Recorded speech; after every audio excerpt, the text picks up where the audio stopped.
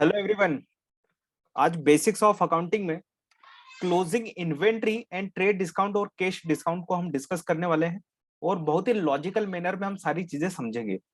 अगर आप देखोगे क्लोजिंग इन्वेंट्री, ये सबसे फेवरेट क्वेश्चन होता है जब आप इंटरव्यू देने जाते हो। तो इंटरव्यूअर आपसे एक ही चीज पूछता है। अगर उसे पूछना हो अकाउंटिंग में ट्रायल बैलेंस से रिलेटेड कुछ पूछना हो तो वो पूछता है आपसे कि क्या क्लोजिंग स्टॉक यानी कि क्लोजिंग इन्वेंट्री आपके ट्रायल बैलेंस में अपीयर होती है या नहीं, है ना।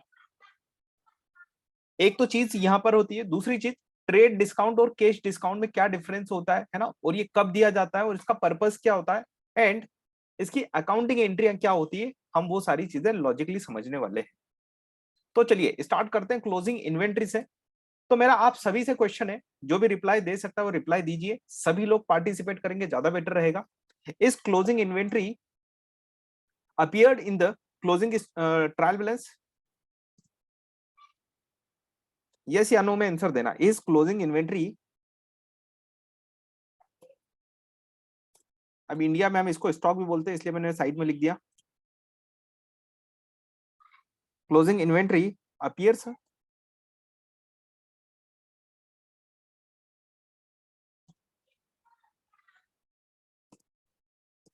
इन द ट्रायल बैलेंस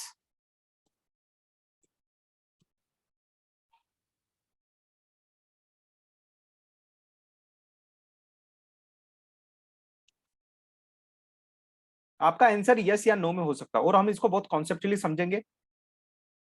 तो देखिए आंसर्स आना स्टार्ट हो गए। एक स्टूडेंट ने बोला यस, एक ने बोला no. Yes, it may be possible if you settle the okay. तो मिक्स ऑफ आंसर्स आते हैं, एक नो। चलिए, तो अगर देखा जाए मेजोरिटी स्टूडेंट का आंसर जो है वो ये बोल रहे हैं कि क्लोजिंग स्टॉक आपके ट्रायल बैलेंस में अपीयर नहीं होता है। क्या हो सकता है, क्या कभी कोई ऐसी सिचुएशन बनती है जिसमें क्लोजिंग इन्वेंट्री जो है आपके ट्रायल बैलेंस में आ जाती है? ऐसी कोई सिचुएशन होती है? क्या पॉसिबल है कि आ सकता है?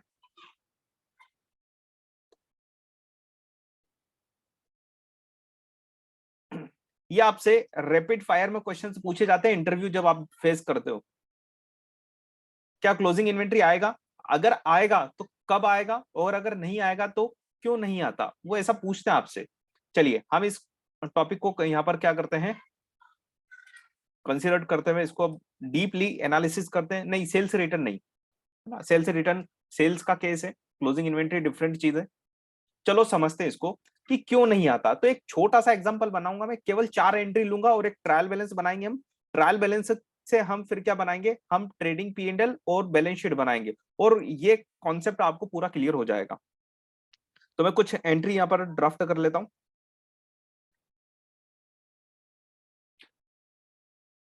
ओनली 4 एंट्रीज में हम ट्रायल बैलेंस हमारा बना लेंगे। कैश अकाउंट, कैपिटल, ताकि आपका ट्रायल बैलेंस भी मैच हो और आपको हर चीज अंडरस्टैंड हो कि क्लोजिंग इन्वेंट्री आपके ट्रायल बैलेंस में क्यों नहीं आता और क्या सिचुएशन है कि जब वो आ सकता है, ये भी देखेंगे। तो जनरल आंसर क्या होता है, जनरली तो आप इंटरव्यू में ये बोल सकते हो कि क्लोजिंग इन्वेंट्री वो है ट्रायल बैलेंस में नहीं आता लेकिन ये आ सकता है। अब की किस केस में आ सकता है वो मैं आपको एग्जाम्पल के थ्रू में समझाऊंगा। सबसे पहले हम केस लेंगे कि कब नहीं आता है। तो सपोज दैट आपने कोई बिजनेस स्टार्ट किया, आपने कैश इंट्रोड्यूस किया $10,000 से, ठीक है। डेबिट क्रेडिट हो गया हमारा एक, ये फर्स्ट नंबर की एंट्री। दूसरे नंबर पे हम ले लेते हैं कुछ गुड्स परचेस कर लेते हैं इस कैश से। डेबिट परचेस, परचेस हमने कर लिया 8,000 का।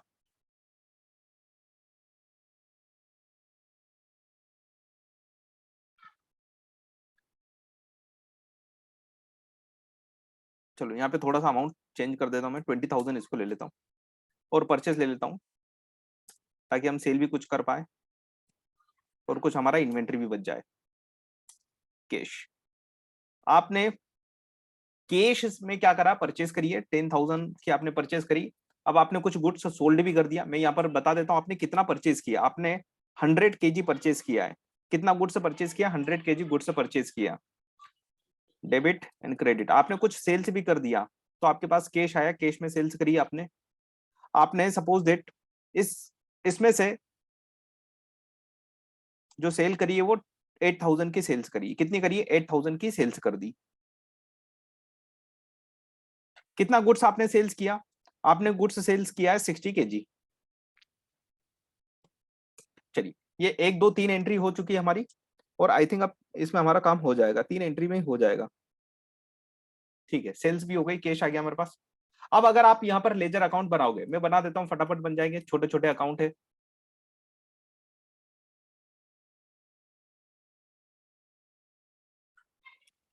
क्या बनाए सबसे पहले? हम सबसे पहले बना लेते हैं कैश अकाउंट। कैश कैपिटल हो जाएगा एक आपका, एक परचेस हो जाएगा, और एक आपका सेल्स अकाउंट हो जाएगा। आपको पूरा लॉजिक के साथ समझ में आएगा कि इन्वेंट्री की रिकॉर्डिंग होती कैसे है। कैश अकाउंट हो गया आपको, कैपिटल कैपिटल अकाउंट हो गया आपका, परचेस अकाउंट, और लास्ट में आपका आ गया सेल्स अकाउंट।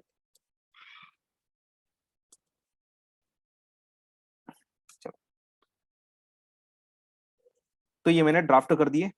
हम शॉर्टकट यूज कर रहे हैं, हम पूरे फॉर्मेट में नहीं जा रहे। तो कैश अकाउंट में क्या एंट्री होगी? अभी कल ही मैंने कल वाले लेक्चर में बताया था, कैश आपको क्या याद रखना है, लेजर अकाउंट है ये। कैश क्या हो रहा है यहाँ इस सिचुएशन में? डेबिट हो रहा है, तो कैश अकाउंट क्या कर दो? डेबिट कर दो। रीजन उसके अंदर लिख दो कि डेबिट क्यों हुआ, तो आपने याद रखने के लिए यहाँ पर लिख दिया कैपिटल, कैपिटल इंट्रोड्यूस हुआ है इसलिए कैश अकाउंट डेबिट हुआ। तो जस्ट इसका अपोजिट चले जाओ कैपिटल अकाउंट में। कैपिटल अकाउंट क्या होगा आपका? क्रेडिट। कहां से पता चल रहा है? इस कैपिटल अकाउंट को देखो आप, यहाँ पर क्रेडिट हो रहा है, ठीक है ना। मैं छोटी छोटी बातें लेके चल रहा हूँ यहाँ पर, ताकि आपको लेजर अकाउंट बनाने में कोई प्रॉब्लम ना आए। कैश हमने लिख दिया। दूसरी ओर परचेस, परचेस क्या हो रहा है यहाँ पर? देखो डेबिट हो रहा है, क्या हो रहा है? डेबिट हो रहा है। तो परचेस अकाउंट क्या हो जाएगा हमारा? डेबिट हो जाएगा। कितने से? 10,000 से डेबिट हो जाएगा। हमने यह रीजन भी लिख दिया, कैश, ठीक है। सेल्स, सेल्स कितनी हो रही? 8,000। अब समझना इस बात को आराम से। ये आ गई आपकी कैश, तो यहाँ पर भी हम डाल देंगे कैश कितना हो गया। कैश सेल्स हो गई आपकी, और परचेज भी हो गई, तो रिफ्लेक्ट यहाँ पे डाल देंगे एक इफेक्ट। आपने इसमें से कुछ परचेज करा, कितना परचेज करा? 10,000 का। आपके पास सेल्स हुई तो आपके पास कैश आया होगा, कैश अकाउंट डेबिट हुआ है आपका कितने से? 8,000 से। तो टोटल देखोगे, अगर बैलेंसिंग करोगे, कैश अकाउंट का बैलेंसिंग करोगे, कैश अकाउंट में कितना बैलेंस आएगा? यहाँ से हम अपना ट्रायल बैलेंस बना लेंगे। क्या बना लेंगे? अपना ट्रायल बैलेंस बना लेंगे। तो बैलेंस सीडी कर दूं मैं, 18,000, यहाँ पे हमने टोटल लगा दिया, ये आ गया 28,000। कैपिटल अकाउंट का कितना बैलेंस है? कैपिटल अकाउंट का 20,000 का बैलेंस है। हम क्या करते थे यहाँ पर? बुक्स क्लोज करते थे। ये हो गई। परचेस अकाउंट, परचेस अकाउंट का कितना बैलेंस निकला? परचेस अकाउंट का बैलेंस निकला है $10,000। सेल्स अकाउंट का कितना बैलेंस निकला? वैसे देखा जाए इनका बैलेंस निकलता नहीं है, वो भी मैं आपको बताऊंगा कॉन्सेप्चुअली। कभी बैलेंस निकालना नहीं है आपको सेल्स और परचेस का, लेकिन अभी हमने ट्रायल बैलेंस बनाया नहीं है, तो हम इसका बैलेंस कर रहे हैं, है ना। जनरली आप क्या करते थे? इस टाइप से सारी अकाउंटिंग एंट्रीज को लेजर में पोस्टिंग कर देते थे, और उनके बैलेंस फाइंड आउट कर लेते थे, ठीक है ना। तो आपने क्या कर लिया? बैलेंस फाइंड आउट कर लिए, और इस बेसिस पर आप क्या बना लेते हो? ट्रायल बैलेंस बना लेते हो। चलिए, ट्रायल बैलेंस बनाते हो और मैच करेगा आपका ट्रायल बैलेंस हमेशा। अगर आपने एक एक चीज यहाँ पर सही कर ली ना, बाकी तो हर जगह पेस्ट है, सब जगह हम कॉपी पेस्ट कर रहे हैं। चलो ट्रायल बैलेंस ही बना लेते हैं, इसको छोटा सा कर देते हैं थोड़ा सा।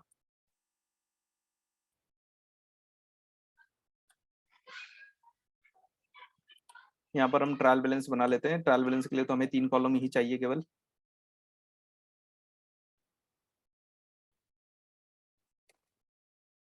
ट्रायल बैलेंस, एक डेबिट और एक क्रेडिट।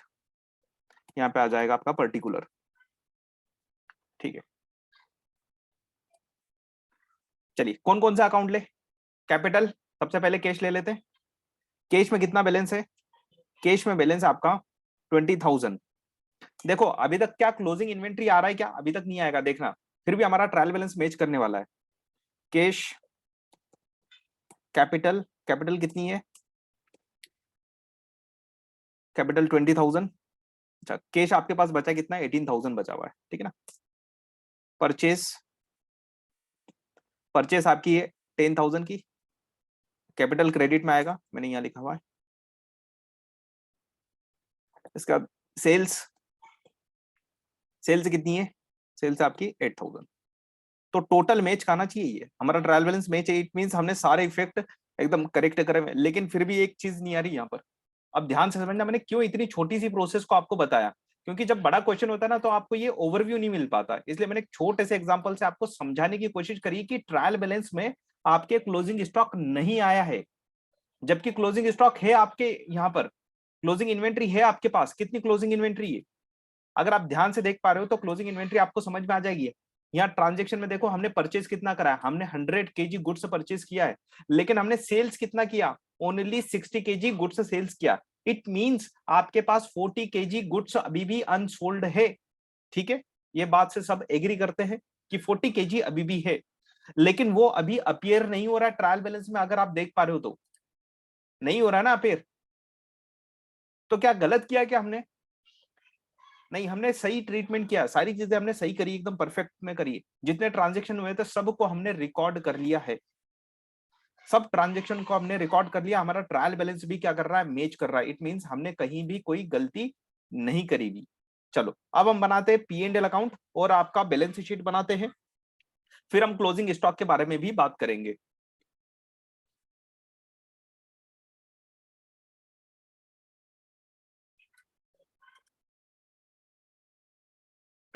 ट्रायल बैलेंस हो गया। ट्रायल बैलेंस के बेसिस पर हम क्या बना लेते हैं, हमारा trading and P and L बना लेते हैं। अब देखो, छोटे से क्वेश्चन बनाने से ये फायदा होता है कि सारा ओवरव्यू मिल जाता है। बड़े क्वेश्चन में जब हम करते हैं ना तो हमें समझ में नहीं आता। ट्रेडिंग और पी एंड एल अकाउंट क्या आपका इनकम स्टेटमेंट है ना। जो भी स्टूडेंट जिन्होंने ट्रेडिंग और पी एंड एल नहीं पढ़ा हुआ है वो समझ ले, इसको हम क्या बोलते हैं, इनकम स्टेटमेंट बोलते हैं। तो ये हो गया आपका पी एंड एल अकाउंट। ठीक है, एक और क्या बनेगा, आपका बैलेंस शीट बन जाएगा। चलो, जगह नहीं है, आपको विजुअलाइज नहीं हो पाएगा पूरा, एक काम करता हूँ यहाँ पर बना लेता हूँ।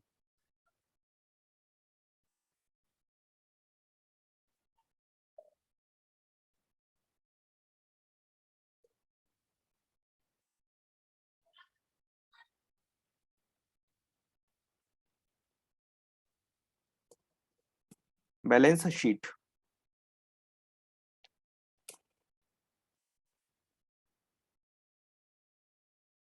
इसमें आ जाता है आपका लाइबिलिटी एंड इक्विटी अमाउंट। मैं शॉर्टकट यूज कर रहा हूँ है ना, जो भी एब्रिविएशन से यूज कर रहा हूँ मैं, आप समझ जाना। चलो, ये हमने बैलेंस शीट भी बना ली, एज ऑन डेट बनती है। अब इतने छोटे से एग्जांपल में देखो, आपका बैलेंस शीट भी मैच होगा, सब कुछ मैच होगा, ईच एंड एवरीथिंग आपकी मैच होगी, और आपको ये भी पता चल जाएगा कि कौन सी चीजें कहां पर जाती है ना।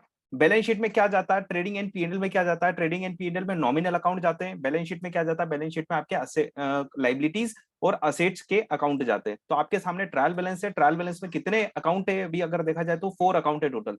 एक कैश है, कैपिटल है, परचेस और सेल्स है, दैट्स इट। इसमें से अगर देखा जाए, कैश अकाउंट क्या है आपका, असेट्स अकाउंट है, कैपिटल अकाउंट आपका लाइबिलिटी अकाउंट हो गया। ठीक है, परचेस और सेल्स आपके नॉमिनल अकाउंट हो गए, यानी कि एक्सपेंसेस और इनकम के अकाउंट। तो जितने भी इनकम, एक्सपेंसेस, गेन और लॉस के अकाउंट है वो कहां जाते हैं, आपके ट्रेडिंग में। यानी कि सारे नॉमिनल अकाउंट कहां पहुंच जाते हैं, आपके ट्रेडिंग में। और बैलेंस शीट में क्या जाता है, बैलेंस शीट में दो चीजें जाती है ओनली, असेट्स और लाइबिलिटी। ठीक, चलो अब पहुंचा दे। तो आप क्या करते हो, जब ट्रायल बैलेंस बनाते हो ना तो ट्रायल बैलेंस का सारा आइटम कहां पहुंचा देते हो, दो जगह पहुंचा देते हो। लेकिन दो जगह पे पहुंचाने से पहले सबसे पहले आप ट्रेडिंग और पीएनएल में पहुंचाते हो ना, तो आप बुक्स क्लोज करते हो। तो बुक्स क्लोज करते समय आप क्या करते हो पता है, जितनी भी आपके नॉमिनल अकाउंट है वो ट्रांसफर कर देते हो ट्रेडिंग में। कहां ट्रांसफर करते हो, ट्रेडिंग और पीएनएल में ट्रांसफर करते हो। तो यहाँ पर अगर आप देखें तो परचेस कहां ट्रांसफर हो गई, परचेस ट्रांसफर हो गई आपके ट्रेडिंग और पीएनएल में। तो हमने यहाँ पर लिख दिया परचेस। कितनी परचेज ट्रांसफर हुई, 10,000 है ना। मैं यहाँ पे क्वांटिटी भी लिख देता हूँ, हमने कितना क्वांटिटी परचेज किया था, 100 केजी, 100 केजी। सेल्स, ये आपकी इनकम है, कितनी है, इनकम है आपकी 8,000 की। कितनी इनकम है, 8,000 की इनकम है। 60 केजी सोल्ड किया आपने। चलो, हमारी सारी इंफॉर्मेशन रेडी है और बेस हमारा रेडी हो गया है। जो जिन भी बच्चों ने लेट ज्वाइन किया सुन लो एक बार वापस से, हम क्वेश्चन कर रहे हैं कि क्या आपके ट्रायल बैलेंस में क्लोजिंग स्टॉक अपीयर होता है, क्लोजिंग इन्वेंट्री अपीयर होती है या नहीं होती है। तो जनरली हमारा क्या होना चाहिए पॉइंट, जनरली ट्रायल बैलेंस में क्लोजिंग इन्वेंट्री नहीं आती है। क्यों नहीं आती, जबकि है क्लोजिंग इन्वेंट्री हमारे बिजनेस में, फिर भी वो ट्रायल बैलेंस में अपीयर नहीं हो रही, तो कोई गलत तो नहीं कर रहे हम? नहीं, हम सही कर रहे हैं सब कुछ चीजें। तो समझो इसको अब कि क्यों नहीं आती है। हमने सारा ट्रेडिंग अकाउंट यहाँ पर बना लिया। अब देखो कोई आपसे पूछे कि प्रॉफिट कितना हुआ इस ट्रांजेक्शन में, आप बता सकते हो प्रॉफिट कितना हुआ? आपको साफ साफ दिखाई दे रहा है यहाँ पर 8000 की आपकी इनकम है। आपने क्या लिखा ट्रेडिंग और पीएनएल में? 8000 को 1000 की आपकी इनकम हुई, लेकिन आप एक्सपेंसेस कितना बता रहे हो? आप 10,000 का एक्सपेंसेस बता रहे हो। क्या ये सही है? क्या आपको लॉस हो रहा है क्या इस ट्रांजेक्शन में?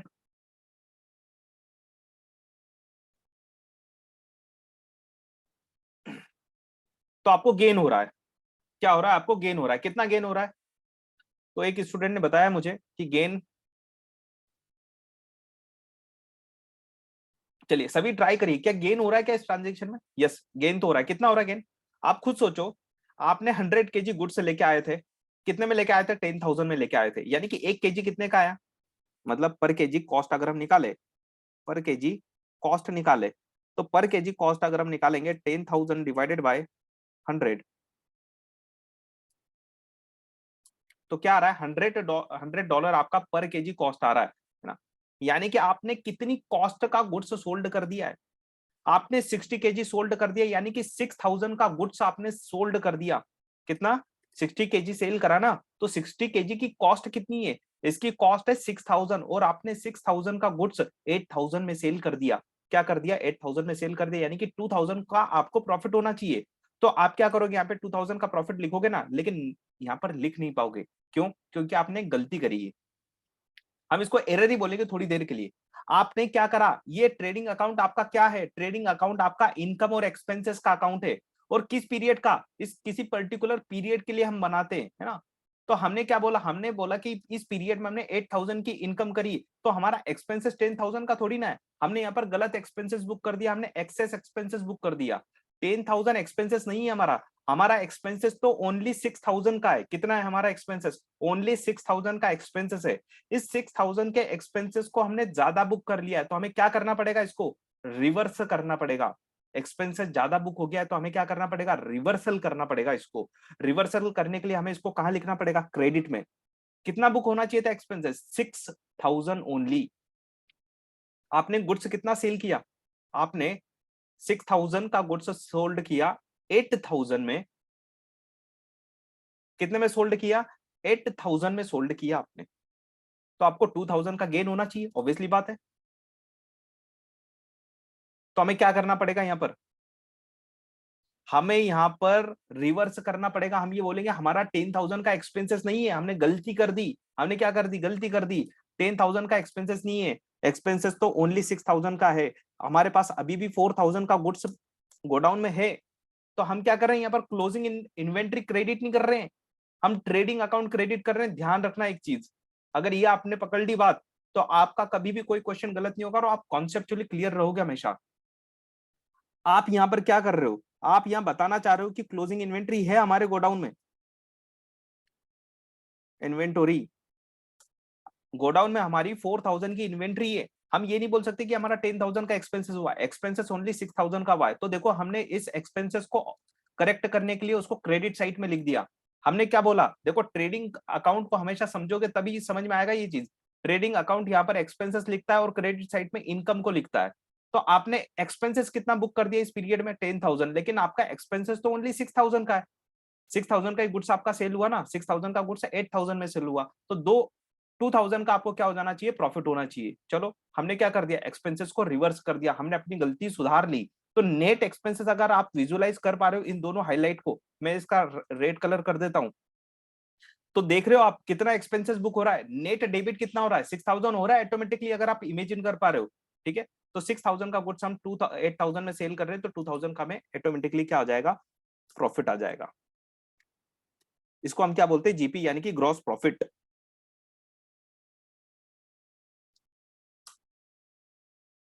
आप ये बैलेंसिंग फिगर निकालते थे, लेकिन हमने अभी लॉजिकली समझा कि ऐसा करते क्यों थे। इसकी अकाउंटिंग एंट्री भी बताऊंगा, क्योंकि अकाउंटिंग एंट्री में ही सबसे ज्यादा बच्चे उलझते हैं इसके। चलो अकाउंटिंग एंट्री करते हैं। इसकी अकाउंटिंग एंट्री क्या होगी? कोई आपसे पूछे क्लोजिंग इन्वेंट्री की अकाउंटिंग एंट्री क्या करोगे, और लॉजिक पूछे उसके पीछे, तो आप बताने लायक होना चाहिए उससे कि उसके लॉजिक क्या है। कोई बता सकता है यहाँ पर क्लोजिंग इन्वेंट्री की यहाँ पर एंट्री क्या होगी। हमने क्या करा यहाँ पर, अभी तक क्लोजिंग इन्वेंट्री रिकॉर्ड नहीं करा है अपनी बुक्स में। क्या क्लोजिंग इन्वेंट्री आपकी असेट्स है? यस, असेट्स है। क्या आपको उसको रिकॉर्ड करना चाहिए? बिल्कुल। जब तक आप रिकॉर्ड नहीं करोगे अपनी बुक्स में, तो वो बैलेंस शीट में कैसे दिखेगी, असेट्स कैसे दिखेगी? अभी तक तो आपने कोई अकाउंटिंग एंट्री करी नहीं, तो आप क्या करते हो, अकाउंटिंग एंट्री पास करते हो। क्या अकाउंटिंग एंट्री होती है उसकी?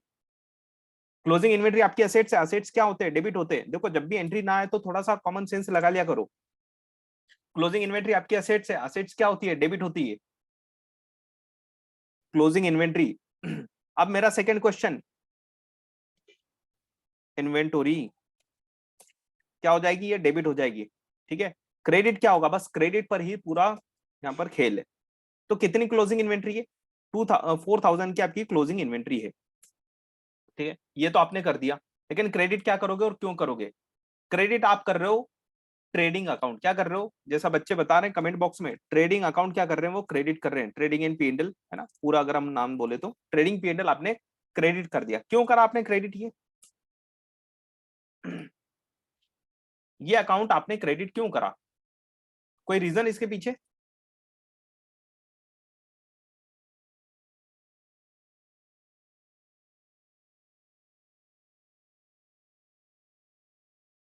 4,000 आप क्रेडिट कर रहे हो, क्यों कर रहे हो? आपने यहां से देख लिया कि ये सर यहाँ तो लिखा हुआ है ट्रेडिंग अकाउंट क्रेडिट हो रहा है, यहाँ पर लेजर में देख लिया, लेकिन लेजर से पहले अकाउंटिंग एंट्री होती है, लेकिन मैंने आपको बाद में बताई है। रिवर्सल ऑफ एक्सपेंसेस, एकदम परफेक्ट जवाब हुआ। हमने क्या करा था, हमने यहाँ पर गलती करी थी। देखो अब मैं प्रोसेस बताता हूँ आपको। जब आप बुक्स क्लोज करते हो तब आप क्या करते हो, जब आप अपनी बुक्स क्लोज करते हो तब आप कुछ एंट्रियां पास करते हो। क्या एंट्रियां पास करते हो? जब ट्रायल बैलेंस बनाने के बाद आप क्या करते हो, सारी चीजें ट्रांसफर करते हो ट्रेडिंग और पीएनएल अकाउंट में। वो ऐसे नहीं जाती, उसके लिए एंट्रियां पास करते हो। तो जितने भी आपके नॉमिनल अकाउंट है वो ट्रांसफर कर देते हो ट्रेडिंग और पीएनएल में। तो आप वहां उस टाइम पर एंट्रियां पास करते हो, all expenses and loss account, जितने भी एक्सपेंसेस और लॉस अकाउंट है उनको आप क्या कर देते हो, क्रेडिट कर देते हो। और डेबिट क्या कर देते हो, trading and PNL account. Trading and PNL account को आप क्या कर देते हो, डेबिट कर देते हो। जितने भी आपके, अब मैं नाम नहीं बताऊंगा हर चीज के, क्योंकि आपको ये समझ में आ रहा है कि एक्सपेंसेस अकाउंट कौन से है। अभी इस केस में हमारा एक्सपेंसेस अकाउंट परचेस है। ठीक है, लॉस है नहीं इस क्वेश्चन में, लेकिन अगर होगा तो आप क्या करोगे, ऐसे ही करोगे। आप ये क्लोजिंग की एंट्रियां करते हो। आपने क्या करा, ये क्लोजिंग की एंट्री करी। एक और एंट्री करोगे आप, जितनी भी इनकम है, डेबिट क्रेडिट, जितनी भी इनकम है और जितने भी गेन है उनको कर दो debit. All income and gain account, जितने भी इनकम और गेन अकाउंट है आपके, वो सबके सब क्या हो जाएंगे, डेबिट हो जाएंगे। इसीलिए बोलते हैं कि आपके नॉमिनल अकाउंट का बैलेंस नहीं बचता, तो हम क्या कर देंगे, डेबिट कर देंगे। ऊपर से कॉपी कर लेते हैं। ये एंट्री आप करते हो at the time of the closing. और जैसे ही आपने ये एंट्री पास कर ली ना, इसका मतलब क्या होता है पता है? इसका मतलब होता है कि आपके जितने भी नॉमिनल अकाउंट है, नॉमिनल अकाउंट किसको बोलते हैं, एक्सपेंसेस, लॉसेस, इनकम और गेन अकाउंट को क्या बोलते हैं, नॉमिनल अकाउंट बोलते हो। वो सारा ट्रांसफर कर देते हो, मतलब उनका बैलेंस जीरो कर देते हो आप उनका बैलेंस क्या कर देते हो, जीरो कर देते हो। उसमें कोई भी बैलेंस नहीं बचता। तो आपने क्या करा, आपने यहाँ पर ट्रेडिंग अकाउंट, अगर मैं इस एग्जांपल को अब बेस बना के एंट्री करूं आपसे, चलो एंट्री करवाता हूं मैं यहाँ से। एक्सपेंसेस अकाउंट देखो इस ट्रायल बैलेंस में क्या क्या है, कैश एक्सपेंसेस है क्या, नहीं, कैपिटल है क्या, नहीं, परचेस और सेल्स, हाँ, परचेस एक्सपेंसेस है, सेल्स इनकम है। तो मैं यहाँ पर लिख देता हूँ, अब नाम लिख देता हूँ, परचेस। परचेस लिख दिया मैंने यहाँ पर। यहाँ पर मैं क्या लिखूं, यहाँ पर मैं सेल्स लिख देता हूँ। यानी कि मैंने सेल्स अकाउंट कहाँ ट्रांसफर कर दिया, यहाँ पर ट्रांसफर कर दिया। कितना है ये आपका 10,000 था। इसी एंट्री के बेसिस पे आपने यहाँ पर ट्रेडिंग और पीएनएल अकाउंट बनाया है ना। मैंने लेजर पहले बता दिया क्योंकि लेजर आपको अच्छे से समझ में आता है। अब यहाँ पर देखोगे आप, बैक बैक में जाओगे लेजर अकाउंट में, तो सर आपने ऐसा करवाया नहीं। हाँ, तो लेजर अकाउंट बाद में चेंज हो जाता है ना, जब हम बुक्स क्लोज करते हैं। तो देखो यहाँ पर हम सेल्स अकाउंट में कभी भी बैलेंस नहीं निकालते। ये ध्यान रखना, ये कॉन्सेप्ट आप ध्यान रखना, यहाँ पर गलती मत कर देना। मैं हाईलाइट कर रहा हूँ डिफरेंट कलर में। यहाँ पर आपका बैलेंस जरूर निकल के आ रहा है, लेकिन ये बनता है ट्रायल बैलेंस निकालने के लिए। फिर जब हम ट्रायल बैलेंस बना लेते हैं और क्लोजिंग एंट्री कर देते हैं, ये क्या है, हमारी क्लोजिंग एंट्रियां हैं, books closing, books closing entry, ये बुक्स क्लोजिंग एंट्रीज मैंने कर दी है, ये ट्रायल बैलेंस बनाने के बाद आप करते हो जनरली, ठीक है। तो फिर अब हम देखेंगे हमारा रिवाइज्ड हो जाएगा, लेजर क्या हो जाएगा, रिवाइज्ड हो जाएगा। तो मैं कर दूं चेंज यहाँ पर, आप आपका एंट्री का इफेक्ट दिखाता हूं मैं। आपने क्या करा, यहाँ पर आपने पहुंचा दिया ट्रेडिंग, और आप देखोगे तो आपको यही लेजर दिखते होंगे ऑफिस में भी, ट्रेडिंग एंड P&L। आपने ट्रेडिंग और P&L में परचेस को पहुंचा दिया तो परचेस अकाउंट जीरो हो गया। सेल्स को भी पहुंचा दोगे ऐसे ही ट्रेडिंग और P&L में, तो सेल्स अकाउंट भी आपका जीरो हो गया। यानी कि जितने भी आपके नॉमिनल अकाउंट होते हैं वो आपके जीरो हो जाते हैं at the end of the year, और उनका कोई बैलेंस नहीं बचता। तो कौन से दो अकाउंट ऐसे हैं जिनका बैलेंस बचेगा, असेट्स और लाइबिलिटी। टोटल 6 अकाउंट होते हैं अगर देखा जाए तो आपके, कौन से,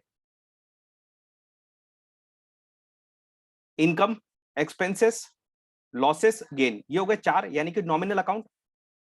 अब इसके बाद बचा कौन सा, लाइबिलिटी और असेट्स अकाउंट।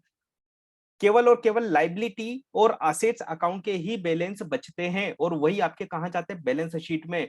यानी कि हम क्या बोलते हैं इसको, बैलेंस शीट। जो बैलेंस बच गया उनकी शीट, हमने एक लिस्ट बना ली कि कितने बैलेंस बच गए हमारे पास। तो हमारे पास बैलेंस बचे ओनली, अगर देखा जाए तो इस केस में दो बचे हैं। क्या क्या बचा हुआ है आपका, कैपिटल अकाउंट, कैपिटल, और एक बचा आपका कैश। कितना कैश है, कैश है यहां पर आपका 18,000, और कैपिटल कितना है, कैपिटल है आपका 20,000। चलिए देखते हैं अभी और क्या आएगा इसमें। अभी इन्वेंट्री आएगी और अभी प्रॉफिट आएगा, तब आपकी बैलेंस शीट मैच हो जाएगी, ठीक है। तो आई होप आपको ये रीजन तो समझ में आ गया। चलो अभी और डिटेल में जाते हैं इसके। हमने एंट्री तो कर दी, अब मेरे को आपको ये समझाना था कि यहाँ पर आपने यहाँ पर ये क्लोजिंग इन्वेंट्री अकाउंट डेबिट करा, ट्रेडिंग और P&L क्रेडिट क्यों करा। क्योंकि देखो आपने यहाँ पर ट्रेडिंग अकाउंट को डेबिट कर दिया था, कितने से, 10,000 से।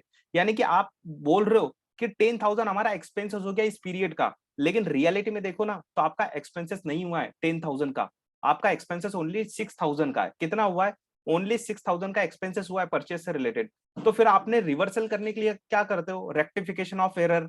तो आप रेक्टिफिकेशन ऑफ एरर के लिए ये एंट्री पास कर दी। क्यों, क्योंकि देखो आपने अब परचेस क्यों नहीं लिखा, क्योंकि परचेस अकाउंट जीरो हो चुका है। आपने क्या पहुंचा दिया, परचेस अकाउंट को जीरो कर दिया था। आपने पूरा की पूरा आइटम कहां पहुंचा दिया, एक ट्रेडिंग अकाउंट में पहुंचा दिया। तो निकालोगे कहां से, वहीं से निकालोगे ना। तो इसलिए आपने यहाँ पर ट्रेडिंग अकाउंट को क्या कर दिया, क्रेडिट कर दिया। आपने एक्सेस डेबिट कर दिया था, तो आपने क्या कर दिया, उसको रिवर्स कर दिया। तो नटशेल में अगर देखा जाए यहाँ पर क्या हुआ कि आपका ये ट्रेडिंग अकाउंट यहाँ पर क्रेडिट क्यों हो रहा है, क्योंकि आपने एक्सेस बुक कर लिया था, एक्सपेंसेस ज्यादा बुक कर लिया था ट्रेडिंग और P&L में, इसलिए आप क्रेडिट कर रहे हो, ठीक। तो ये रीजन हमने समझा कि आपका यहाँ पर क्लोजिंग इन्वेंट्री ट्रायल बैलेंस में नहीं आता, उसके रीजन को भी हमने समझ लिया। चलो आगे बढ़ते, बैलेंस शीट को हम कंप्लीट कर लेते हैं। बैलेंस शीट में क्या आएगा, क्लोजिंग इन्वेंट्री आ जाएगी। एक और इससे इंपॉर्टेंट कॉन्सेप्ट है, मैं वो आपको बताने जा रहा हूँ, इन्वेंटरी, कि किस केस में आपका क्लोजिंग इन्वेंट्री आएगा ट्रायल बैलेंस में, वो भी समझ लेते हैं यहाँ पर। तो ये आ गया आपका 4,000 का क्लोजिंग इन्वेंट्री। और आपको प्रॉफिट कितना हुआ, अगर नेट प्रॉफिट निकालने जाओगे वो कैपिटल में ऐड हो जाएगा आपके, नेट प्रॉफिट ऐड हो जाएगा कैपिटल में। तो आपकी टोटल कैपिटल कितनी हो जाएगी, चलो मैं साइड में लिख देता हूँ, यहाँ पर 2,000 का प्रॉफिट आएगा आपका। तो अगर टोटल करोगे आप यहाँ पर, तो टोटल 22,000 की बैलेंस शीट मैच हो रही है। यस, होना ही चाहिए। यहाँ पर क्या कर दिया, जीरो ज्यादा लगा दिया। ये हमेशा आपकी बैलेंस शीट मैच होगी। देखो आप अगर है ना एक स्टेप सही कर लेते हो, यानी कि आपकी जर्नल एंट्री सही पास कर लेते हो ना, तो आप हमेशा आपकी बैलेंस शीट मैच होगी, चाहे क्वेश्चन छोटा हो या क्वेश्चन बड़ा हो। हाँ, ये हो सकता है कि मैथमेटिकल एरर आ जाए, कॉन्सेप्चुअली आप क्लियर रहते हो, लेकिन हाँ मैथमेटिकल एरर हो जाए तो एक बात अलग हो जाती है कि बैलेंस शीट मैच नहीं करेगी। एटलीस्ट आपको क्या होना चाहिए, कॉन्सेप्चुअलिटी, कॉन्सेप्चुअल क्लियरिटी होना चाहिए हर चीज की। चलो आते हैं कि आपका अब किस केस में ट्रायल बैलेंस में क्लोजिंग इन्वेंट्री आ जाएगा, किस केस में क्लोजिंग इन्वेंट्री ट्रायल बैलेंस में आ जाएगा। चलो देखें, अगर आप क्या कर लो, परचेस को एडजस्ट कर लो, पहले क्या कर लो, परचेस को एडजस्ट कर लो। यानी कि आप ट्रेडिंग और P&L में क्या पहुंचा रहे हो, ट्रेडिंग एंड P&L में आप 10,000 नहीं पहुंचा रहे हो, आप कितना पहुंचा रहे हो, आप पहुंचा रहे हो ओनली ओनली 6,000 पहुंचा रहे हो। कितना पहुंचा रहे हो, 6,000 पहुंचा रहे हो। फिर बचा हुआ क्या होगा, बचा हुआ आपका बैलेंस आ जाएगा। कहाँ पहुंचाओगे इसको, मतलब क्या है ये बचा हुआ, क्लोजिंग इन्वेंटरी, क्लोजिंग इन्वेंटरी।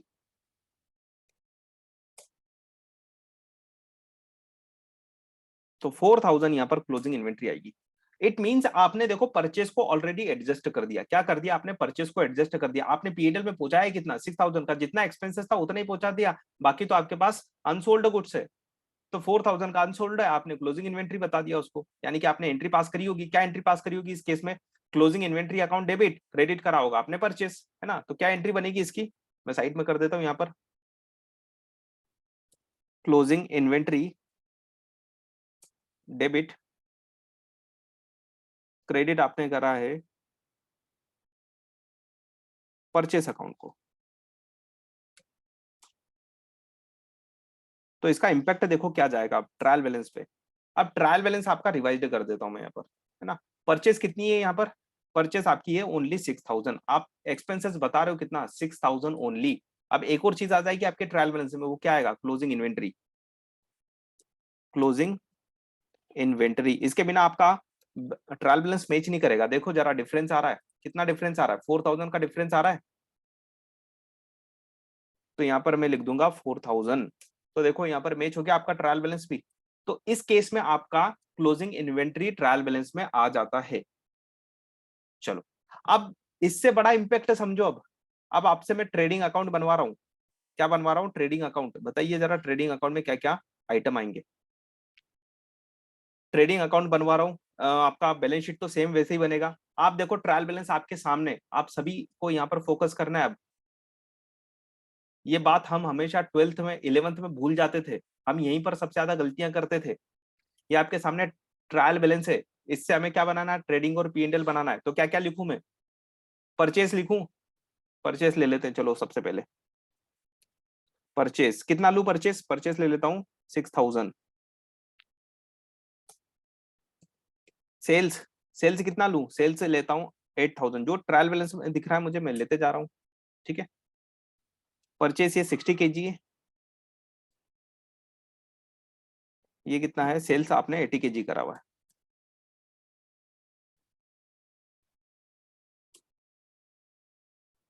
एक सेकेंड, मुझे परचेस देखने दो, कितना करा था आपने। टोटल 100 किया था, 60 kg सेल कर रहे हो।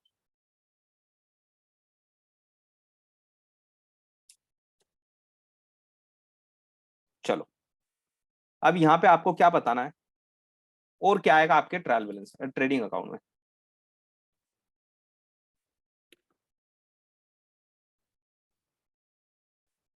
क्लोजिंग इन्वेंट्री कितनी आएगी, अमाउंट वाइज बताना। क्लोजिंग इन्वेंट्री कितनी आएगी, ट्रेडिंग इन पीएनएल में क्लोजिंग इन्वेंट्री कितनी आएगी।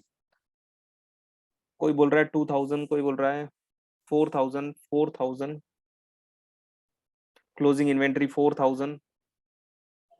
ओके, अब आप खुद सोचना, ये आप गलती करते हो क्यों पता है, क्योंकि आपके दिमाग में एक चीज फिक्स हो गई थी 11th क्लास में ही, कि क्लोजिंग इन्वेंट्री आपके ट्रेडिंग और पीएनएल में आएगी, है ना। कुछ बच्चे बोल रहे हैं कि नहीं आएगी, एकदम परफेक्ट बोल रहे हैं जो बोल रहे हैं कि जीरो आएगी या नहीं आएगी। क्लोजिंग इन्वेंट्री क्यों लेना है, पहली बात तो हमें यहाँ, हमने सब कुछ चीजें सही तो करी, आप ट्रेडिंग और पीएनएल को समझो, बस इतना समझ गए तो काम हो जाएगा। आपने क्या लिखा यहाँ पर, आपकी इस पीरियड की इनकम कितनी है, आपकी इस पीरियड की इनकम है 8000। इससे रिलेटेड एक्सपेंसेस कितना है, आपने 60 kg सोल्ड करा तो 60 kg का कॉस्ट कितना, एक्सपेंसेस कितना, 6000। तो आपने सही तो बुक करा यहाँ पर। अब आपको यहाँ पर रिवर्सल करने की कोई जरूरत थोड़ी ना है, आपने कोई गलती ही नहीं करी, आपने सब कुछ तो करेक्ट किया हुआ यहाँ पर। तो यहाँ पर आपका सिर्फ और सिर्फ अब आपका प्रॉफिट आने वाला है। क्या आने वाला है, आपका ग्रॉस प्रॉफिट आएगा।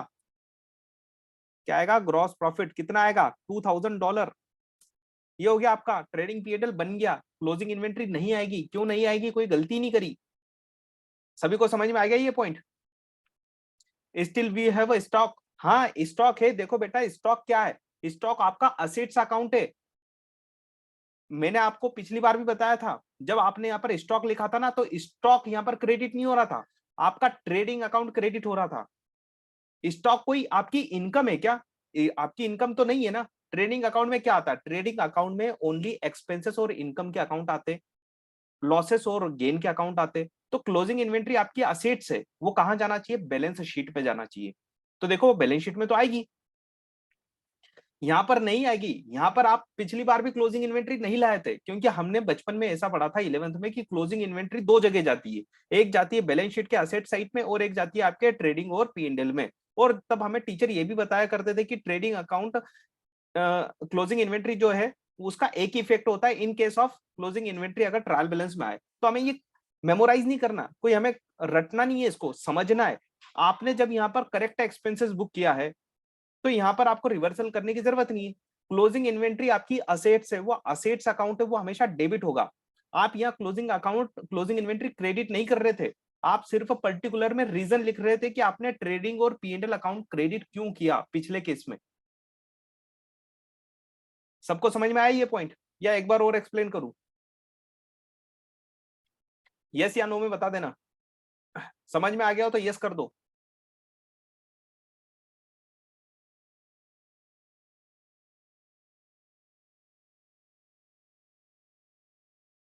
चलो एक एक्सप्लेन कर दूं, चलो ठीक है, एक्सप्लेन कर देता हूं। समझना, ये ट्रेडिंग अकाउंट क्या बताता है, क्यों बनाते हो आप ट्रेडिंग अकाउंट? आपके बिजनेस के परफॉर्मेंस को पता करने के लिए कि आपने इस बार प्रॉफिट कमाया या लॉस कमाया, ठीक? तो आप क्या कंपैरिजन करोगे इसके लिए? इनकम और एक्सपेंसेस को कंपेयर करोगे। इनकम कितनी हुई आपकी? आपने 60 kg गुड्स सोल्ड किया, आपकी इनकम कितनी हुई? 8,000। तो 60,000 का ही एक्सपेंसेस कंपेरिजन करोगे ना। तो 60,000 का आपने 60 kg का आपने एक्सपेंसेस लिखा है या 6,000? एकदम करेक्ट। पिछले केस में क्या हो रहा था, चलो पिछले केस वाला भी यहाँ पे ट्रेडिंग अकाउंट आपके सामने रख देता हूं ताकि कंपेरेटिव हो जाए।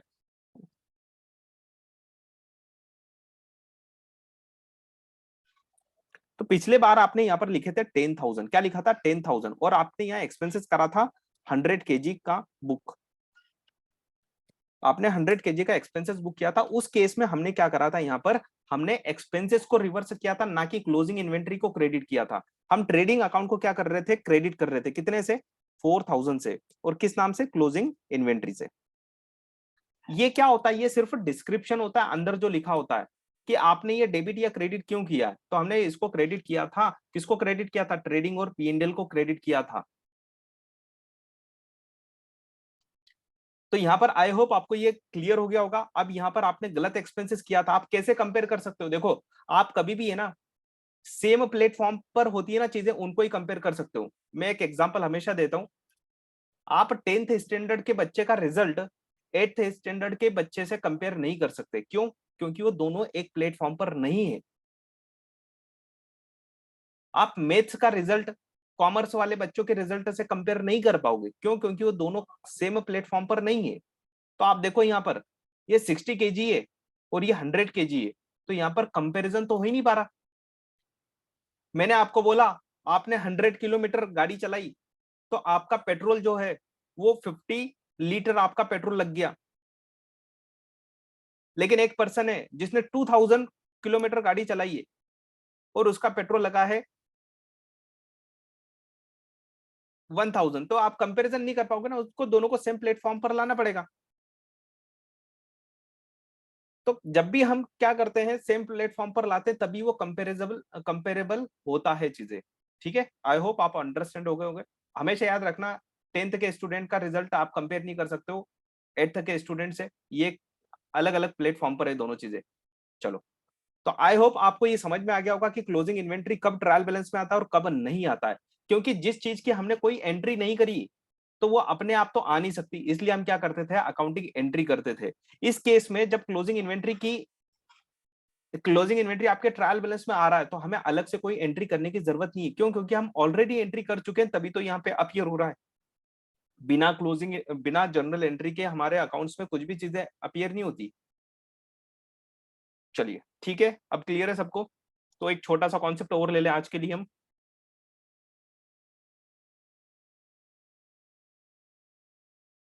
तो ये हमारा क्लोजिंग स्टॉक वाला तो हो गया यहाँ पर, कि क्लोजिंग स्टॉक कब आएगा कब नहीं आएगा, है ना। और मुझे ये पॉइंट बताना था, क्योंकि यही सबसे ज्यादा बच्चे गलती करते थे, यहाँ पर भी क्लोजिंग इन्वेंट्री ले लेते थे, अब नहीं लेना है। अब मेरा आपसे क्वेश्चन है, ट्रेडिंग अकाउंट और sorry, trading trading trading trade discount और कैश डिस्काउंट, क्या आपको इसका मीनिंग पता है या आपको इसका पर्पस पता है कि क्यों दिया जाता है, किसकी एंट्री होती है और किसकी नहीं एंट्री होती है, और एंट्री जिसकी होती है वो क्यों होती है और एंट्री क्यों नहीं होती किसी की, है ना। तो आपने बहुत बार सुना होगा कि ट्रेड डिस्काउंट जो है इसकी अकाउंटिंग एंट्री हम नहीं करते, ठीक है। आपने कैश डिस्काउंट की एंट्री सुना होगा कि ये कैश डिस्काउंट की जो है हम एंट्री करते हैं।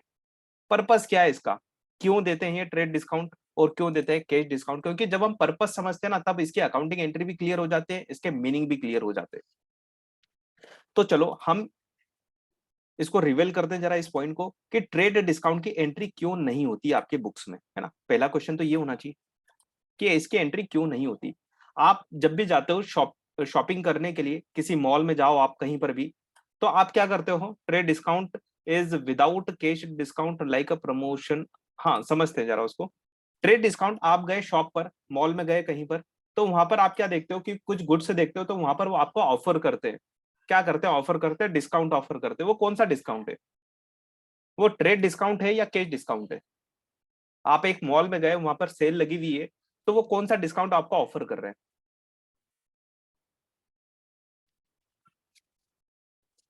Trade trade trade trade trade, perfect, perfect answer.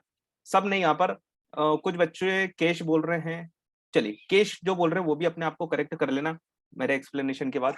तो ये जो डिस्काउंट दिया जाता है आपको, वो दिया जाता है ट्रेड डिस्काउंट। मतलब ट्रेड डिस्काउंट का जो पर्पस होता है ना, वो पर्पस होता है आपका सेल्स बढ़ाना। अगर आप बिजनेस के ऑनर हो और आपको अपनी सेल्स इंक्रीज करना है, तो आप कौन सा डिस्काउंट दोगे, आप ट्रेड डिस्काउंट दोगे। ये ट्रेड डिस्काउंट किसी के साथ में डिस्क्रिमिनेशन करता है क्या, कि जो कैश में सेल्स, जो कैश में परचेस कर रहा है या क्रेडिट में परचेस कर रहा है, नहीं। आप सबको ये ट्रेड डिस्काउंट देते हो, चाहे आप कैश में सेल्स करो या फिर आप क्रेडिट में सेल्स करो। कैश सेल्स, क्रेडिट सेल्स, ये दोनों केस में दिया जाता है। और ये किस पर दिया जाता है, आपके लिस्ट प्राइस पर दिया जाता है। सपोज दैट वो जो गुड्स का प्राइस चल रहा है, लिस्ट प्राइस, या हम इनवाइस भी बोल सकते हैं, वॉट एवर। सपोज दैट 10,000 का गुड्स है, ठीक है। तो आपको ऑफर किया जाता है कि आपको इस पे 10% का डिस्काउंट मिलेगा, 10% डिस्काउंट।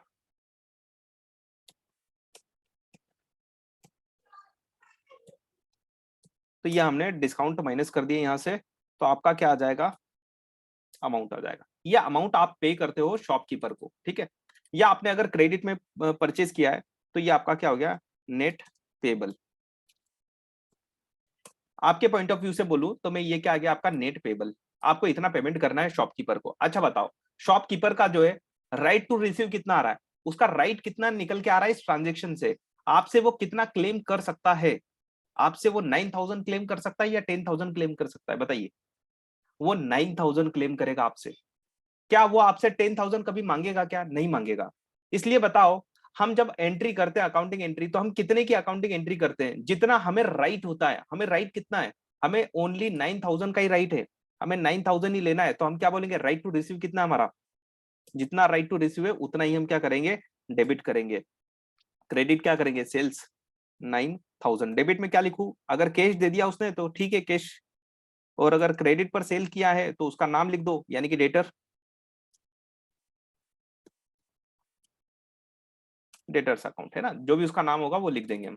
ये एंट्री हम करते हैं जब आप इस टाइप से सेल करते हो। तो हमने यहाँ पर ट्रेड डिस्काउंट रिकॉर्ड नहीं करा, हमने 1,000 से रिकॉर्डिंग ही नहीं करी। क्यों नहीं करी, क्योंकि हमारा वो राइट ही नहीं है, हम ले नहीं पाएंगे कभी भी। लेकिन कैश डिस्काउंट के केस में क्या होता है, कैश डिस्काउंट किसको ऑफर किया जाता है, कैश डिस्काउंट ऑफर किया जाता है क्रेडिट सेल्स के केस में। कब किया जाता है, क्रेडिट सेल्स के केस में ऑफर किया जाता है। कैश सेल्स में ऑफर नहीं करते।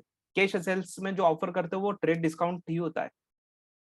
कैश सेल्स का मतलब क्या हुआ, जैसे आप मॉल में गए तो आप क्या दे रहे हो, कैश दे रहे हो, तो वहां पर जो डिस्काउंट मिल रहा है वो ट्रेड डिस्काउंट मिल रहा है। कैश डिस्काउंट ऑफर किया जाता है क्रेडिट सेल्स के केस में। ये ऑफर किया जाता है किसको, डेटर्स को। किसको ऑफर किया जाता है, टू डेटर्स, यानी कि आपके अकाउंट रिसीवेबल्स। क्यों देते हो इनको ऑफर, ताकि ये जल्दी से आपको पेमेंट कर दे। ये फास्ट प्रोसीड करवाने के लिए ऑफर दिया जाता है। कि आपके बहुत सारे जब डेटर्स डिले कर देते हैं पेमेंट करने के लिए, तो हम उनको ऑफर करते हैं आप जल्दी जल्दी पेमेंट कर लो, यानी कि प्रॉम्प्ट पेमेंट के लिए हम क्या करते हैं, ये कैश डिस्काउंट देते हैं। इसके पीछे का इंटेंशन ये सिर्फ और सिर्फ आपके डिले पेमेंट को जल्दी से रिकवर करने के पर्पज से ये दिया जाता है, यानी कि फास्ट फास्ट रिकवरी हो जाए हमारी डेटर्स से, इसलिए हम उनको ऑफर करते हैं आप जल्दी पेमेंट करोगे तो हम आपको कुछ डिस्काउंट देंगे। तो ये डिस्काउंट किस पर दिया जा रहा है, आपके क्रेडिट सेल्स पर दिया जा रहा है, ध्यान रखना, कैश सेल्स पर नहीं देते, क्रेडिट सेल्स पर, यानी कि आप अपने एग्जिस्टिंग डेटर्स को ये ऑफर करते हो। तो जब आपने गुड्स सेल्स किया तो क्या एंट्री करी होगी, चलो हम देख लेते हैं। इसी केस में आपने ये क्रेडिट सेल्स करी, ठीक है ना, तो आपने क्या करा, यहाँ पर रिकॉर्ड कर लिया। तो क्या रिकॉर्ड करा होगा आपने, यहाँ पर आपने ये एंट्री पास करी होगी, डेटर्स अकाउंट आपने 9000 से डेबिट कर दिया, ठीक। इस डेटर का नाम दे दे क्या कुछ, चलो नाम दे देते, इसका नाम दे देते हैं अमन। ये आपका अमन अकाउंट हो गया आपका डेबिट।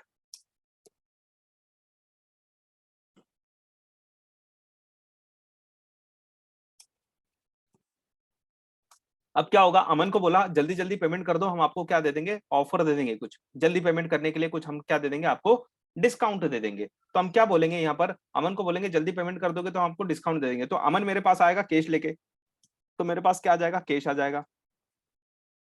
तो हमने उसको ऑफर किया कि 10% डिस्काउंट देंगे, जो भी पेमेंट करोगे 10% का डिस्काउंट दे देंगे। तो अमन मेरे पास आता है और अमन मेरे को केवल और केवल कितने देता है पेमेंट, 5000 देने की बात करता है। कितना देता है, 5000 के लिए हमारे पास आता है। तो मतलब ठीक है, तो हम क्या कर रहे हैं, उसको ऑफर कर रहे हैं डिस्काउंट। तो डिस्काउंट इस केस में हमारा क्या है, एक्सपेंसेस है, डिस्काउंट एक्सपेंसेस है, तो वो क्या हो जाएगा, डेबिट हो जाएगा। तो 5000 का 10% कितना होता है,